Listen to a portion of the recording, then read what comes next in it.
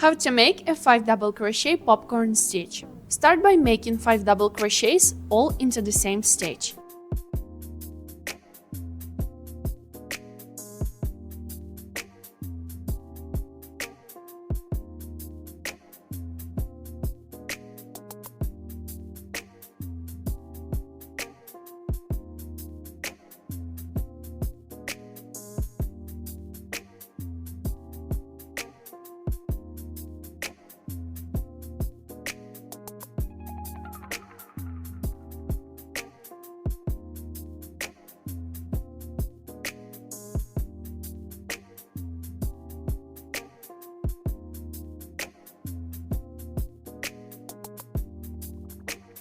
Next, remove your hook from the last loop and carefully insert it into the top of the first double crochet you made.